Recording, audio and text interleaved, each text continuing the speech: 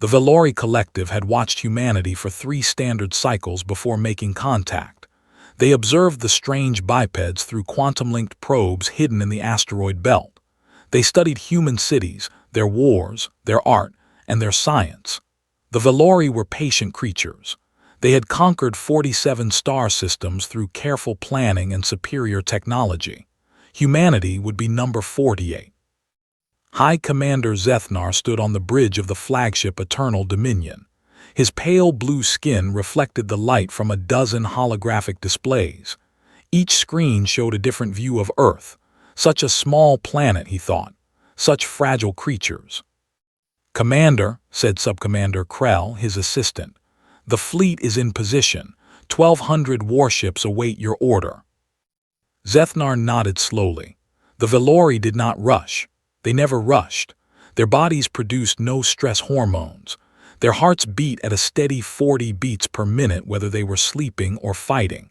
This biological calmness had served them well for 10,000 years of conquest. "Send the message," Zethnar ordered. "Inform the humans of their new status." The message reached Earth at 3:42 a.m. Greenwich Mean Time. Every screen on the planet flickered. Every radio crackled. Every phone lit up with the same words, translated into every human language. "People of Earth, you are now subjects of the Velori Collective. Resistance is not logical. Surrender your weapons. Present your leaders for processing. You have 1 planetary rotation to comply." In Washington, D.C., President Sarah Chen was woken by her chief of staff. In Moscow, Beijing, London, and every capital city, leaders scrambled to respond. Emergency meetings were called. Military forces went on high alert. Scientists studied the alien transmission. The response came 12 hours later. It was not surrender. "People of the Velori Collective," President Chen said, her message broadcast toward the alien fleet. "The people of Earth decline your generous offer. We suggest you return to your home and forget you ever found us. This is your only warning." On the bridge of the Eternal Dominion, Subcommander Krell played the message 3 times. He could not understand it. "They refuse," he asked. "How can they refuse? They have no fleet, they have no weapons that can reach us. They barely have space travel." Zethnar studied the recording of President Chen. He watched her face, her posture, her eyes. Something in her expression troubled him. She did not look afraid. She looked determined. "Begin the invasion," he said quietly. "Landing forces will deploy in 6 hours. Target their major population centers. Standard pacification protocol." The first wave of Velori troops landed in New York City at dawn. 2,000 soldiers in gleaming silver armor marched from their dropships into Times Square. They carried plasma rifles that could melt steel. They wore shields that could stop any human bullet. Their training was perfect. Their formation was flawless. The streets were empty. The buildings were dark. No humans were visible anywhere. "Where are the inhabitants?" asked Strike Leader Vorsh, checking his scanner. "There should be millions of them." His scanner showed heat signatures everywhere. In the buildings, in the underground tunnels, even in the structures above their heads. The humans were there. They were just hiding. "Cowards," Vorsh muttered. "They hide from us like prey animals." A young Velori soldier named Threll noticed something strange. A small human female was standing at the corner of the street. She was perhaps 8 years old by human standards. She was holding a small device in her hand. "Strike Leader," Threll said, "there is a child." Vorsh turned to look. The child waved at them. Then she pressed a button on her device and ran. The explosion came from below. The entire street collapsed into a crater. Velori soldiers screamed as they fell into darkness. Their shields protected them from bullets, but not from falling 300 feet into a prepared trap. Then the shooting started. Humans appeared from everywhere. They burst from doors, dropped from windows, rose from manholes. They were not soldiers, not in the traditional sense. They were civilians. Teachers, accountants, plumbers, artists. but each one carried a weapon and each one was firing. Threll raised his plasma rifle to return fire. A human male charged at him from the left. The human was not wearing armor. He was wearing a New York Yankees baseball jersey. He should have been easy to kill. But something was wrong with the human. His eyes were wide. His movements were fast, impossibly fast. He dodged Threll's first shot, then his second. Then the human was on him, tackling him to the ground with a strength that made no sense. Threll's combat training took over. He grabbed the human and tried to throw him off. The human did not let go. Instead, he bit down on Threll's arm, piercing the joint between armor plates. His teeth sank into velour flesh. Threll screamed. He had never felt such pain. The human was still biting, still clawing, still fighting. There was blood everywhere, both purple and red. "What are you?" Threll gasped. The human looked at him with wild eyes. "I'm a middle school math teacher," he said. Then he punched Threll in the face and everything went dark. All across New York, the same scene played out. The velour, with their superior weapons and training, found themselves overwhelmed. The humans fought like animals. They screamed and charged and attacked with a ferocity that the velour had never seen in any species. On the Eternal Dominion, Zethnar watched the battle reports with growing concern.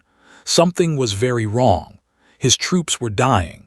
Not just dying, they were being torn apart by creatures that should have been easy prey. "Commander," Krell said, his voice shaking slightly, "we have lost contact with the New York landing force. The Tokyo force is requesting immediate extraction. The London force reports 90% casualties." "Impossible," Zethnar whispered. "Show me the medical data from the survivors."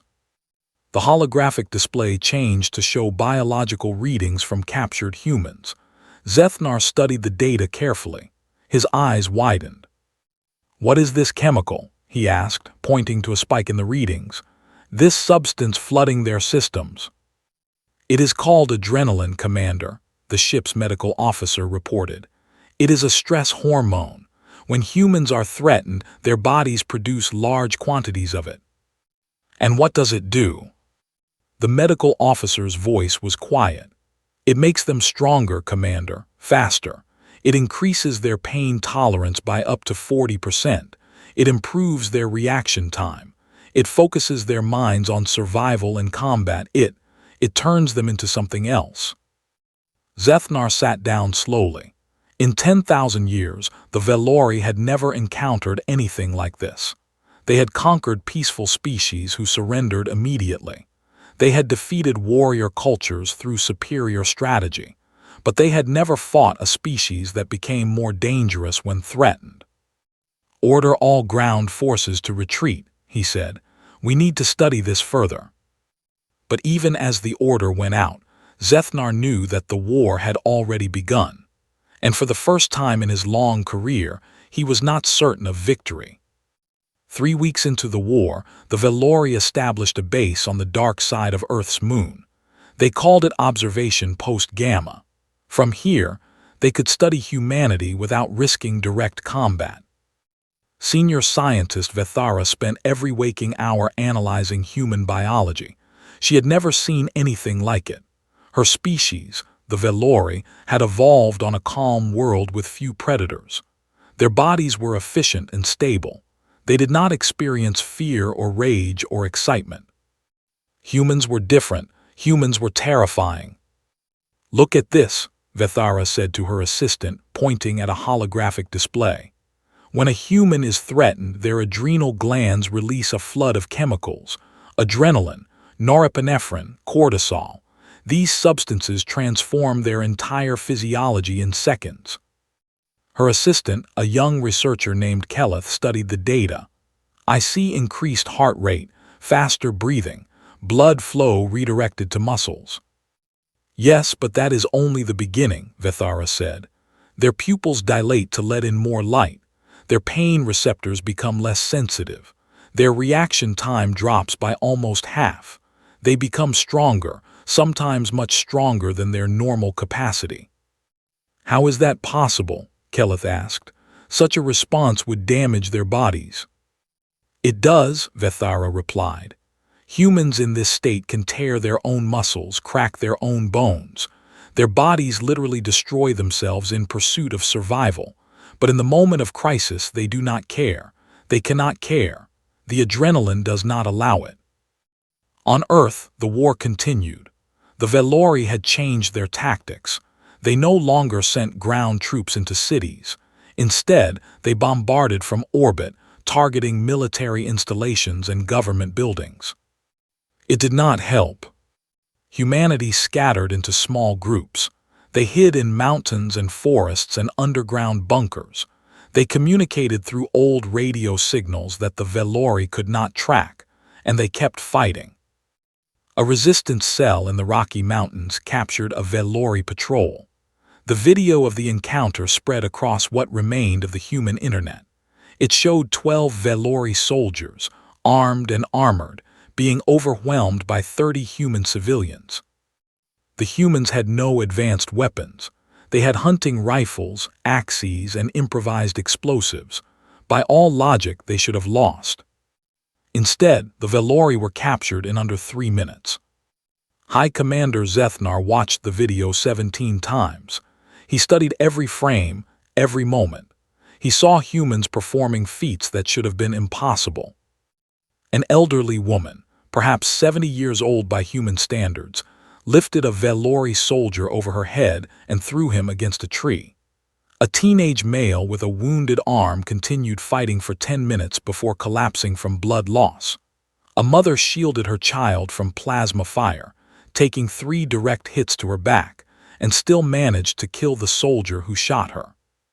They do not know when to stop, Zethnar said to his council. They do not understand defeat. When we attack them, they only fight harder. Then we must hit them harder, said Admiral Threx, commander of the orbital bombardment fleet. Destroy their hiding places, level their mountains, and create millions more refugees who have nothing left to lose, Zethnar replied. You do not understand. We have studied 47 species. All of them had a breaking point. Push them hard enough and they surrender. They accept their new role. He pointed at the frozen image of the elderly woman, holding a Velori soldier over her head. Humans do not have a breaking point, he continued. The harder we push, the more adrenaline they produce. The more adrenaline they produce, the more dangerous they become. We are not conquering them. We are making them stronger. The council fell silent. In 10,000 years, they had never faced this problem. On Earth, a human woman named Maria Gonzalez led a resistance cell in what was once Mexico City. She had been a nurse before the invasion. Now she was a warrior. Her group had just completed a raid on a Velori supply convoy. They had destroyed 3 vehicles and captured enough weapons to arm 50 more fighters. The cost had been high. 7 of her people were dead. 12 more were wounded. Maria sat in the ruins of an old church, cleaning her rifle. Her hands were shaking. They always shook after a fight when the adrenaline wore off and the fear and pain caught up with her. You should rest, said her second-in-command, a former police officer named Carlos. I will rest when they are gone, Maria replied. How many ships do they have in orbit? Our scouts count over 1,000, maybe 1,200. Maria nodded. The numbers were hopeless. Humanity had no space fleet, no orbital weapons, nothing that could touch those ships. By any rational analysis, they had already lost. But something strange was happening. Despite their losses, despite the constant bombing, human resistance was growing stronger. Every day, more people joined the fight. Every day, the Velori lost more soldiers. And something else was happening. The Velori were showing signs of stress. In observation post-gamma, Vethara noticed it first. The Velori did not produce adrenaline, but they were not completely without emotion. They could feel discomfort. They could feel uncertainty. And for the first time in memory, they were feeling fear. Look at these readings, she told Keleth. Heart rates among our troops have increased by 6%. Sleep cycles are disrupted. Several commanders have requested transfers away from Earth. Is that significant? Keleth asked. It has never happened before, Vethara said quietly. In 10,000 years of conquest, no Velori soldier has ever requested a transfer. We do not fear. We cannot fear. But something about humans is affecting us. She pulled up a new set of data, video feeds from ground operations. She showed Keleth a recording from a raid on a human settlement. Watch their faces, she said. Watch what happens when they fight. The video showed a group of humans defending a small village. They were outnumbered 3-1. They should have run. Instead, they attacked.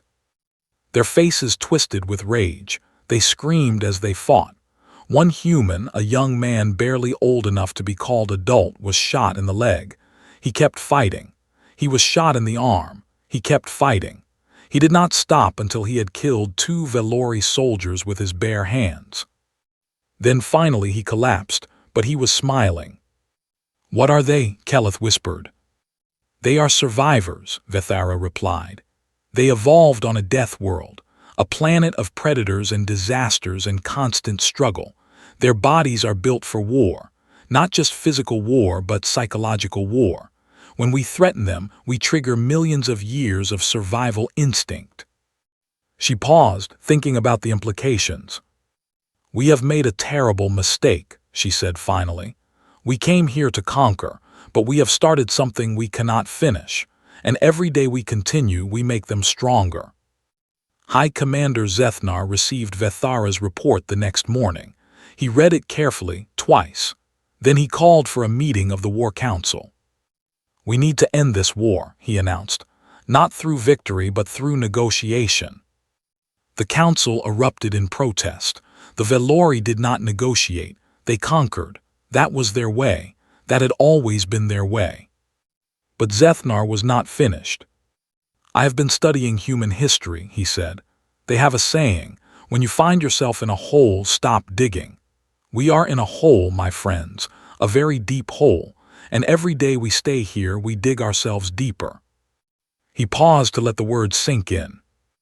I am sending a message to Earth's leaders. I am proposing a meeting. The meeting was held on neutral ground, a space station orbiting Mars, hastily converted for diplomatic purposes. Humans and Velori sat across from each other at a long table. The tension was thick enough to cut. President Chen led the human delegation. She looked older than she had 6 months ago. There were gray streaks in her hair that had not been there before, but her eyes were sharp and her posture was straight. High Commander Zethnar led the Velori. He had brought only 3 advisors, including Vethara. He wanted this meeting to be small, intimate. He wanted the humans to see that he was not threatening them. Thank you for agreeing to meet, Zethnar began. His translator device turned his words into English. I know that trust between our peoples is limited. You invaded our planet, President Chen replied. You killed millions of our people. Trust is not limited. Trust does not exist. Zethnar nodded slowly. You are correct. I will not offer excuses. I will only offer explanation. He activated a holographic display.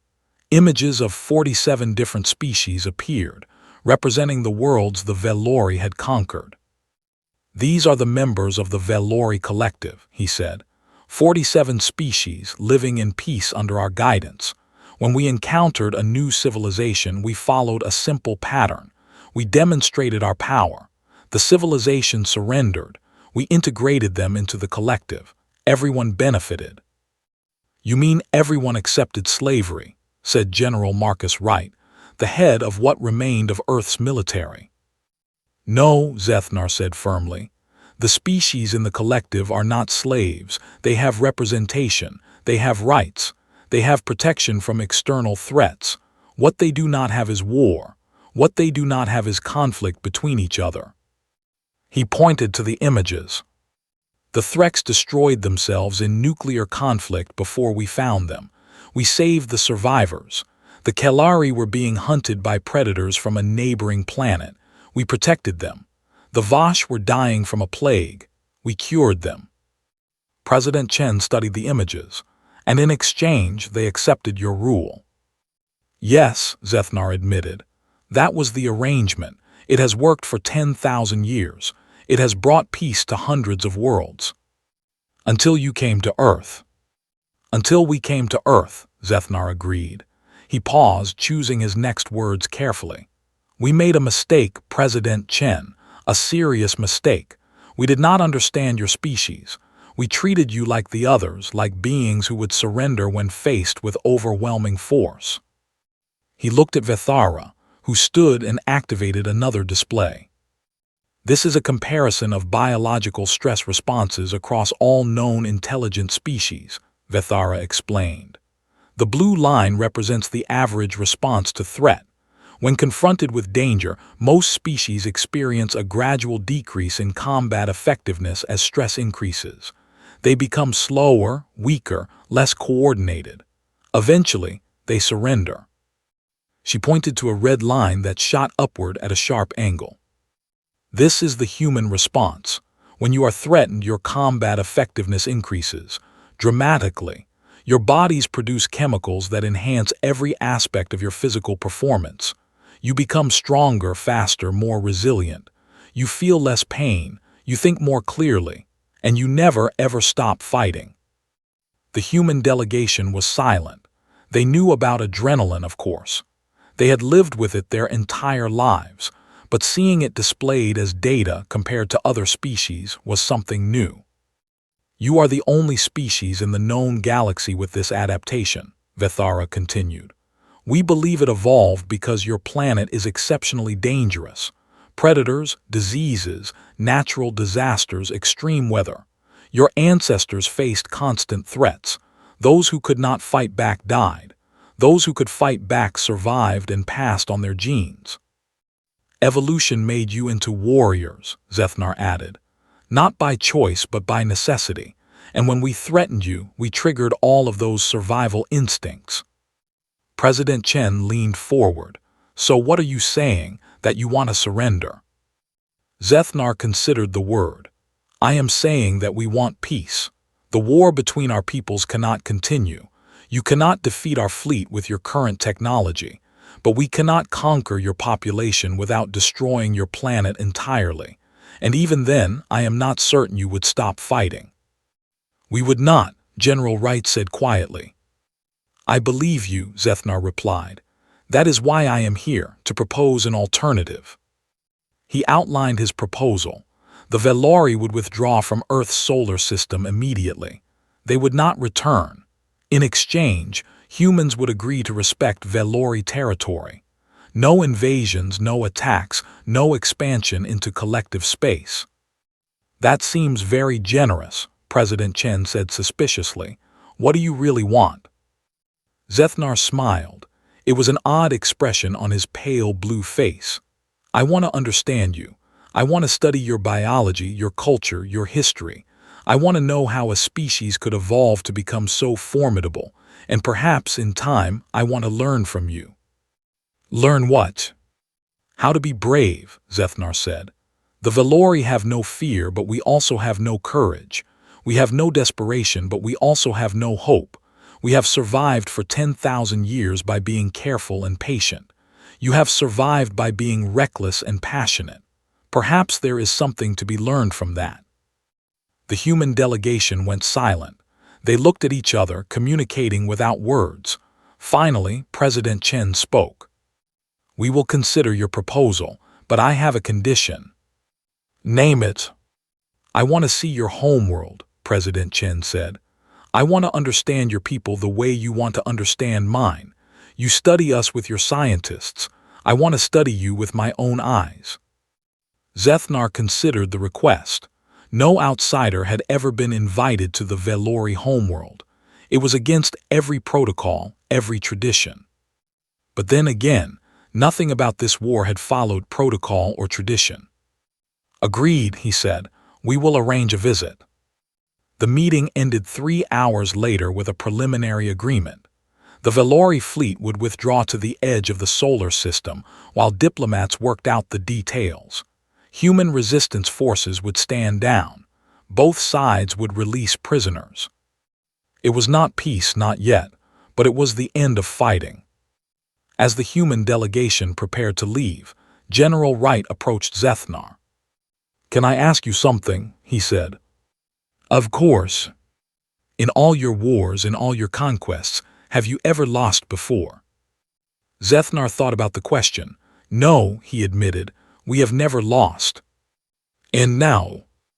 Zethnar looked at the general. He saw the scars on the man's face, the weariness in his eyes, the stubborn set of his jaw. He saw a warrior who had been pushed to his breaking point and discovered that he did not have one.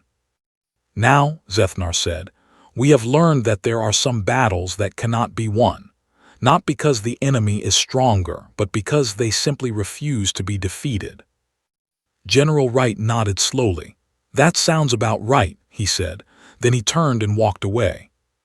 President Chen's visit to the Velori homeworld took place 3 months after the peace treaty was signed. She traveled aboard a Velori diplomatic vessel, accompanied by a small delegation of scientists and advisors. The journey took 8 days through something the Velori called Fold Space. The Velori homeworld was called Velar Prime. It was a quiet planet, cool and calm, with pale blue skies and gentle winds. The cities were ancient and beautiful, built from white stone that seemed to glow in the soft light. Everything was orderly. Everything was peaceful. Nothing was out of place. "It is lovely," President Chen said as she walked through the capital city with Zethnar, "but it feels strange, empty somehow." "There is no danger here," Zethnar explained. "No predators, no natural disasters, no threats of any kind. Our world has been stable for millions of years. We evolved in complete safety." Chen looked around at the Velori citizens going about their daily business. They moved slowly, calmly, without urgency. None of them ran. None of them shouted. None of them seemed to feel anything strongly at all. "What do you do for excitement?" she asked. Zethnar considered the question. "We do not have a word that translates directly to excitement. We have contentment, we have satisfaction, we have interest, but the concept of seeking out strong emotions is foreign to us." "That explains a lot," Chen said. "About the war, I mean." "Yes," Zethnar agreed. "We could not understand why you fought so hard when the logical choice was to surrender. The idea that struggle itself could be meaningful, that the fight could matter as much as the outcome, was completely alien to us." They walked in silence for a while. Vethara joined them, carrying a tablet filled with research data. "I have been studying your history," Vethara said. "It is fascinating and disturbing in equal measure. You have fought thousands of wars among yourselves. Millions of your people have died in conflicts that, from an outside perspective, seem completely pointless." "Many of them were pointless," Chen admitted. "We are not proud of everything in our past." "And yet you survived," Vethara continued. "Every time your species faced extinction, you fought back. You adapted. You overcame. Your population has grown despite constant setbacks. Your technology has advanced despite constant conflict. You are the most resilient species I have ever studied." "Thank you," Chen said, uncertain if it was a compliment. "It is simply an observation," Vethara replied. "But it raises an interesting question. The Velori Collective has existed for 10,000 years. In that time, we have brought peace to hundreds of worlds. We have eliminated conflict, reduced suffering, created stability, but we have also created stagnation." She showed Chen a graph on her tablet. It displayed the rate of technological advancement across collective species. Before joining the collective, most species developed new technologies rapidly. After joining, that rate dropped by almost 90%. Without challenges, without threats, without struggle, they stopped innovating. They stopped growing. They became comfortable. "And humans?" Chen asked. "Your rate of advancement is the highest we have ever recorded," Vethara said. "In the last 200 years alone, you have developed technologies that took other species thousands of years to achieve.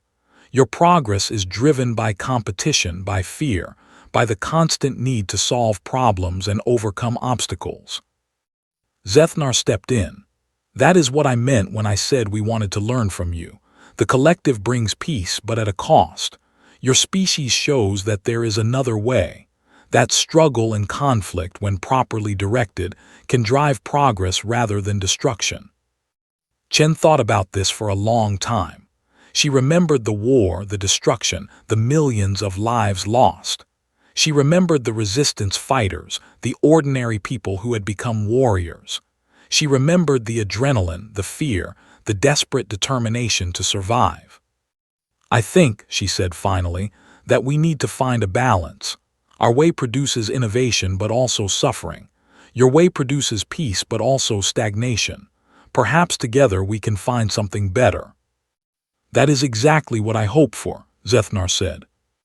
The next few weeks were spent in intensive cultural exchange. Human scientists studied Velori technology.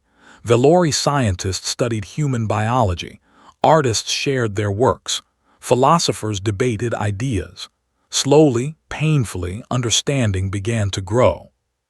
But the most significant event came unexpectedly. A small earthquake struck one of the Velori's outer colonies. It was minor by Earth standards, barely a tremor. No buildings were damaged. No one was killed. But the Velori colonists were paralyzed with confusion. They had never experienced anything like it. They did not know what to do. A human relief team, part of the diplomatic exchange, arrived within hours. They found the Velori colonists standing in the streets, uncertain and lost. "Is anyone hurt?" asked Maria Gonzalez, who had gone from resistance fighter to diplomatic aid. "Does anyone need medical attention?" A Velori woman approached her. She was shaking slightly, a reaction Maria had never seen in a Velori before. "The ground moved," the woman said. "Why did the ground move? What is happening?" Maria realized what was happening. These people had never experienced danger. They had no framework for understanding it, no coping mechanisms, no survival instincts. "It is okay," Maria said gently. "It was just an earthquake, a small one. It is over now. You are safe." "But what if it happens again?" the woman asked. "What if the ground moves again?" Maria smiled. For the first time she felt sorry for the Velori. They had everything: peace, prosperity, technology. But they did not have the one thing that made humans strong. "If it happens again," Maria said, "you will deal with it, you will survive. That is what living things do." The woman looked at her with something like wonder. "How do you know? How can you be certain?" "Because that is what my species has done for 200,000 years, Maria replied. "We face our fears, we endure our pain, we keep going. It is what we are made for." When President Chen heard about the incident, she saw an opportunity. She proposed a new program, a cultural exchange that would send human mentors to Velori colonies. Not scientists or diplomats, but ordinary people. Teachers, nurses, construction workers. People who had experience dealing with challenges and setbacks. "You want to teach us how to be afraid?" Zethnar asked. "I want to teach you how to overcome fear," Chen corrected. "Fear is not weakness. Fear is a signal that something needs attention. Learning to face that signal, to act in spite of it, is what makes us strong." Zethnar considered the proposal. It went against everything the Velori believed. They had spent 10,000 years eliminating challenges from their lives. Now this human was suggesting they reintroduce them. But he thought about the war. He thought about the humans who had fought impossible odds with a ferocity he could not comprehend. He thought about their technology, their art, their passion. And he said yes. 10 years passed. The galaxy changed in ways no one had predicted. The first human colony outside the solar system was established on a world the settlers named New Frontier. It was a harsh planet, with violent storms and dangerous wildlife. The Velori thought the humans were crazy for choosing it. The humans thrived. Within 5 years, New Frontier had a population of 200,000. They built cities that could withstand hurricanes. They developed farming techniques that worked in the acidic soil. They created a culture that was uniquely their own, shaped by the challenges they faced. Other species noticed. Representatives from a dozen collective worlds requested permission to visit New Frontier. They wanted to understand how the humans had succeeded where others would have failed. Maria Gonzalez, now the colony's director of cultural integration, welcomed them. "What is your secret?" asked a Threx diplomat. "How do you build such resilience?" Maria showed them around the colony. She took them to the schools where children learned both academic subjects and survival skills. She showed them the emergency drills that every citizen practiced. She introduced them to the community groups that helped people through difficult times. "The secret," she said, "is that there is no secret. We simply accept that life is hard and prepare accordingly. We do not try to eliminate challenges. We learn to face them." The Threx diplomat was thoughtful. "Your approach is very different from the collective's philosophy. We try to create perfect environments where challenges do not exist." "And how is that working?" Maria asked gently. The diplomat was quiet for a moment. "Our people are content but not happy, safe but not fulfilled. We have everything we need and yet something is missing." "Purpose," Maria said. "Meaning. The satisfaction of overcoming obstacles. These things cannot be given, they must be earned." Back on Velar Prime, changes were also happening. The Human Mentor program had expanded to include hundreds of volunteers. They worked in schools, hospitals, and community centers across Velori space. The results were slow but significant. Velori children who worked with human mentors showed increased creativity and problem-solving ability. Velori adults who participated in the program reported feeling more engaged with life. Some even described experiencing something that might be called excitement. High Commander Zethnar, now retired from the military, spent his days studying human history and philosophy. He had become fascinated with human concepts like courage, sacrifice, and hope. "These words exist in our language," he told Vethara during one of their regular discussions. "But they are academic concepts, not lived experiences. For humans, they are the core of existence." "I have been thinking about something," Vethara said. "Our species evolved in complete safety. We never developed stress responses because we never needed them. But what if that was a disadvantage?" "In what way?" "Adrenaline does more than make humans stronger in crisis. It also helps them form memories, process emotions, and bond with each other. Shared struggle creates community. Overcoming challenges creates confidence. These are things we lack." Zethnar nodded slowly. "So our evolution gave us stability but took away something essential, something that makes life worth living." "Perhaps," Vethara agreed. "But it is not too late to change. The human mentors are showing us the way." The greatest test came unexpectedly. A massive asteroid was detected heading toward a Velori agricultural world. The impact would destroy 90% of the planet's food production. Billions of people across the collective would face starvation. The Velori response was calm and organized. They began calculating evacuation plans and food rationing schedules. They prepared for a long, slow decline. The humans had a different idea. "Why not destroy the asteroid?" asked Captain James Joe, commander of the human military ship Defiant. He was attending a joint crisis meeting as a representative of the Earth Alliance. "The asteroid is too large," a Velori admiral replied. "Our weapons cannot produce enough energy to break it apart." "Your weapons," Joe said. "But what about a combined approach? Human nuclear weapons plus Velori plasma arrays. Working together, we might generate enough force." The Velori looked at each other uncertainly. Such a mission would be extremely dangerous. The ships would need to approach the asteroid at close range. There was a significant chance of failure. "I will lead the mission myself," Joe said. "I need volunteers." Every human in the room stepped forward. Then, after a long moment, something unprecedented happened. 3 Velori officers stepped forward as well. "We wish to participate," said Subcommander Keleth, the young researcher who had once assisted Vethara. "We want to learn what it means to fight for something." The mission launched 3 days later. A combined fleet of human and Velori ships approached the asteroid. The plan was simple but dangerous. They would plant explosive charges at key stress points, then detonate them simultaneously. The approach was terrifying. The asteroid's gravity pulled at the ships. Debris struck their hulls. Radiation from the asteroid's core interfered with their sensors.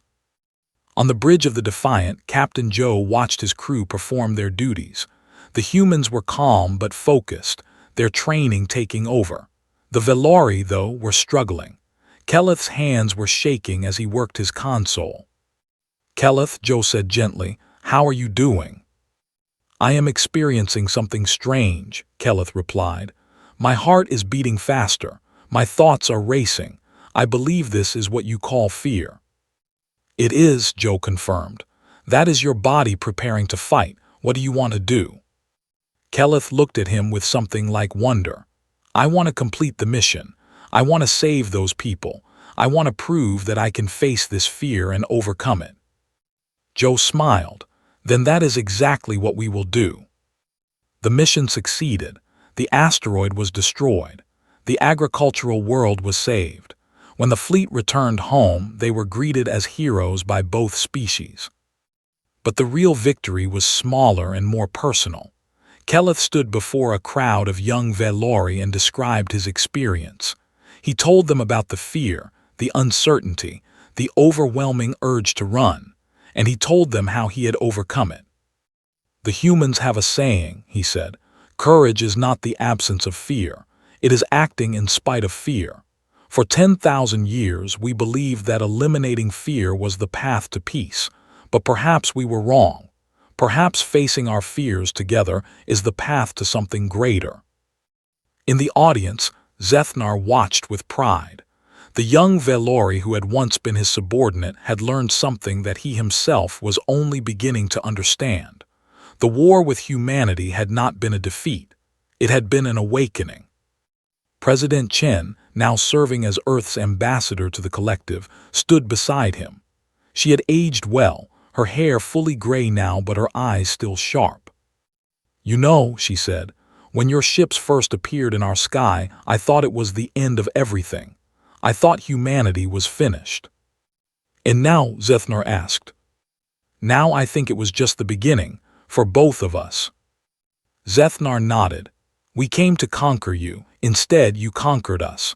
Not with weapons, but with your example, with your stubborn refusal to surrender, with your adrenaline." Chen laughed. "I do not think we conquered anyone. I think we just reminded you of something you had forgotten. That life is meant to be lived, not just endured.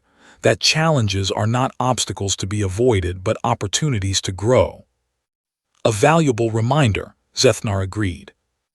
They stood together in silence, 2 old leaders from 2 old wars, watching the future unfold before them.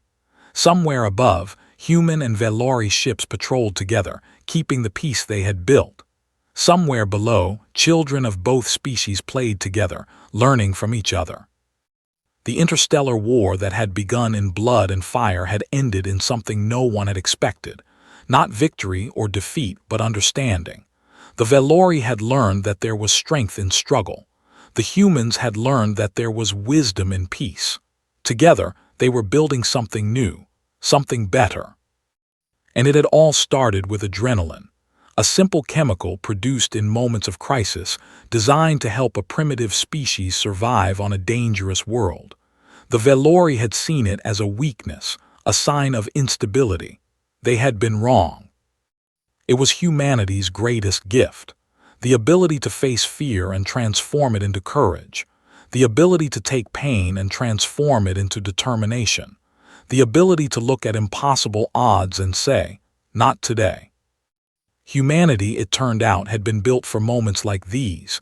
Not for comfort or safety, but for challenge and struggle. Their bodies were weapons, their minds were fortresses, and their hearts, flooded with adrenaline, never knew when to quit.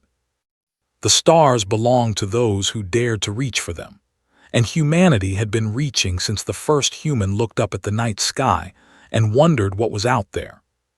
Now they knew. Now they had found their place among the stars, and they had done it in the most human way possible, by being too stubborn to surrender and too brave to give up. The war was over. The future had begun. And for the first time in galactic history, the galaxy had learned to fear and admire a species that could not be broken. Humanity forever reaching, forever fighting, forever victorious.